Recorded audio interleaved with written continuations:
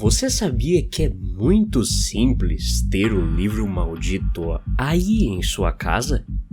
Por mais que eu recomende esse livro só para os mais fortes, vou te ensinar como tê-lo.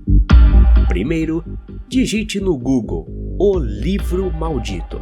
Dessa forma, você verá várias lojas que estão vendendo e poderá comparar os preços entre elas e pegar o mais barato. Fácil, né? Agora não tem mais desculpa para você não ter o livro do canal David Eric. Mais de 70 contos que vão te aterrorizar. Compre agora mesmo.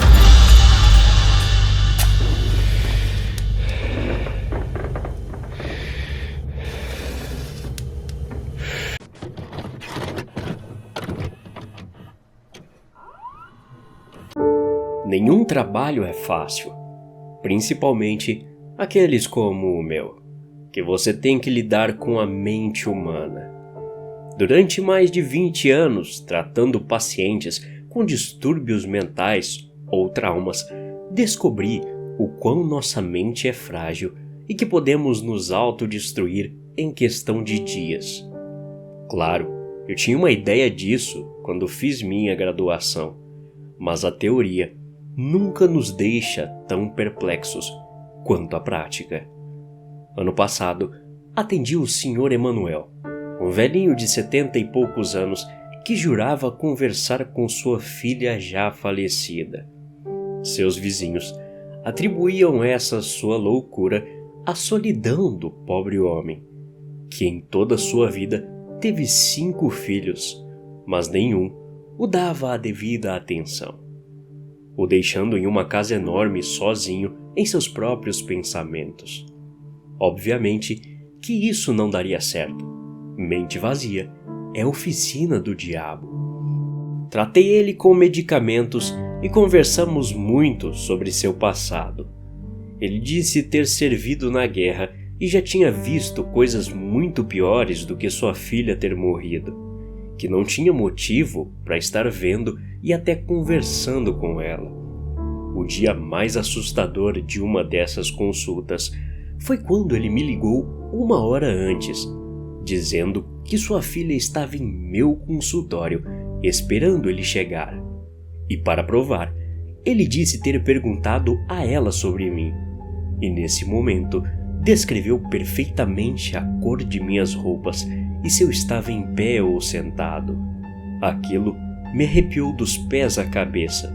E até hoje, não pensei em uma explicação lógica para o que aconteceu. Mas entre uma ou outra história de pacientes, como o Sr. Emanuel, que é como se fosse realmente um fantasma ou algo assim, isso nunca parece fazer mal a eles. Se existe esse negócio de espíritos e vida após a morte, nunca no meu consultório houve algo parecido com aqueles espíritos vingativos de filmes e etc. Tudo sempre foi muito calmo e até reconfortante para os pacientes. Uma coisa que não tem explicação é às vezes bem melhor do que uma coisa que temos certeza. O caso que nunca esquecerei foi de outro paciente, um garotinho chamado Ethan. Dizer que Ethan era o garoto de 12 anos mais inteligente que já conheci seria uma mera constatação boba. Ele era realmente um gênio. De acordo com os registros da escola em que ele estudou, sua primeira genialidade ocorreu na 2ª série, quando ele multiplicou números de 3 dígitos de cabeça, enquanto as outras crianças ainda estavam apenas aprendendo a somar com os dedos. Ele sempre foi fascinado pela matemática, particularmente pela probabilidade, que ainda não estava incluída no currículo de uma escola pública normal. Seu professor imediatamente pediu aos pais de Ethan que o considerassem pular algumas séries, talvez até fazer alguns testes para ver se ele era um gênio. Os Oliveira, seus pais, eram totalmente contra essa ideia. Eles pensaram que seria muito trabalho em sua vida já agitada. No entanto, a absoluta falta de atenção ou amor dos pais de Ethan não é a razão pela qual ele está no meu consultório todos os dias às 16 horas em ponto. Francamente, não acho que isso o incomode. Ele também não é muito popular na escola, considerando que nenhuma criança quer ser amiga de um CDF maluco que poderia prever o resultado da Mega Sena com a ajuda de alguma probabilidade estatística. Não é para isso que estou aqui relatando isso também. Ethan foi enviado a mim porque ele era o único presente na cena do crime quando sua babá de 19 anos, Christy, foi brutalmente assassinada por um serial killer que escapou da prisão há algumas semanas e estava foragido.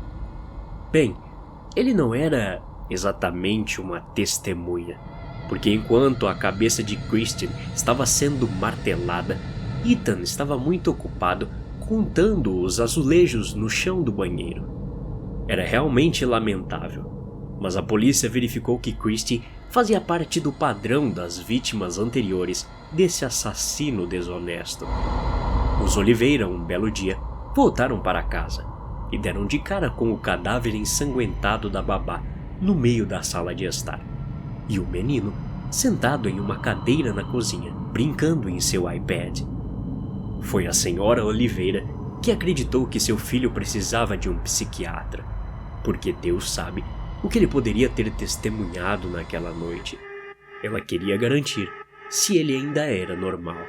Minhas sessões com Ethan não foram realmente tão proveitosas.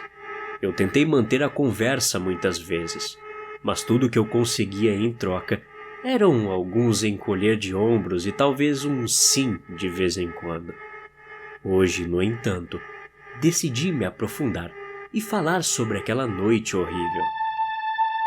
Era uma época muito ruim para toda a cidade, você sabe, né? Falei. A polícia não viu isso acontecer, ninguém viu. Quais eram as chances? Eu disse, tentando tirar algo dele. Eu vi, ele disse. Uma voz, uma frase. Isso foi um avanço para mim. O que você viu? Perguntei. Eu tinha visto o homem chegar em nossa casa e olhar todas as noites durante uma semana, Ethan falou. Quem? Perguntei de novo. O homem mau que matou Christie, ele respondeu. Eu o via pela janela do quarto. Sabia que a polícia estava o procurando, vi as notícias e sabia que ele faria algo ruim. Eu também sabia que ele faria isso na terça ou na quarta-feira, porque é quando a mamãe e papai ficam fora de casa por um longo tempo. Ethan continuou. As chances eram de 2 em 7. Senti um arrepio na espinha. Era peculiar ver uma criança falar sobre esse evento sem nenhum pingo de remorso. Por que... Eu comecei. Por que você não disse nada, Ethan? Você poderia ter salvado a vida dela. Christie nunca gostou quando eu falava sobre matemática. Ela me chamava de estranho, respondeu Ethan, que terminou dizendo. Além disso, eu queria ver se eu estava certo. Até a próxima. Obrigado.